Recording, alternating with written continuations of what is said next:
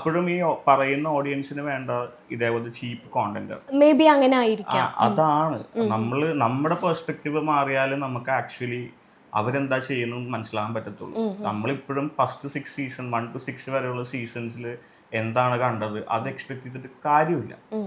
കാര്യം അവരതല്ല പഠിച്ചു വന്നേക്കുന്നത്. They all have their own game plan. ഇപ്പോഴത്തെ ഗെയിം പ്ലാൻ കാണുമ്പോൾ ഇവർ ഓൾറെഡി കുറെ പഠിച്ച സാധനങ്ങൾ ഇംപ്ലിമെന്റ് ചെയ്യാൻ നോക്കുന്നുണ്ട് തോന്നുന്നു. പഠിച്ച സാധനം അവര് കണ്ട സാധനമാണ്, മീൻസ് കണ്ട് പഠിച്ചു വന്ന സാധനങ്ങൾ അവര് പഠിച്ചിട്ടില്ല, അവര് റീക്രിയേറ്റ് ചെയ്യണേ.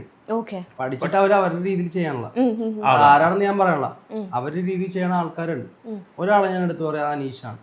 അതെ അതെ, പുള്ളിയുടെ രീതിയിലാണ് പുള്ളി ചെയ്യുന്നത്. അതെ, അതും പല പല വേർഷൻസ് ഓഫ് പ്രീവിയസ് കണ്ടസ്റ്റൻസ് ആണ് പുള്ളി. പുള്ളിയുടെ രീതിയിൽ പുള്ളി ഒരു സാധനം ചെയ്യണം. പക്ഷെ അത് പുറത്ത് സക്സസ് ആണ്. അതെ, അതാണ് ഞാൻ പറഞ്ഞത്, അത് റീക്രിയേറ്റ് ചെയ്യണം. അപ്പം അതുകൊണ്ടൊന്നും നമുക്ക് വിഷയമില്ല.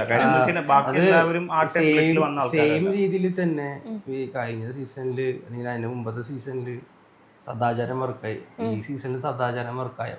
ഇല്ല, ഓടിക്കും ആൾക്കാർ. ഇല്ല, അത് തീർന്നല്ലോ അവിടെ. അതെ, പക്ഷേ ഇപ്പോഴും കഴിഞ്ഞ സീസണില് LGBTQ എതിരെ നിന്നു ഒരാള്, ഫൈനൽ വരെ എത്തി. ഈ സീസണിൽ LGBTQ എതിരെ നിന്നു. ഭയങ്കര വിമർശനമാണ് കിട്ടിയത്.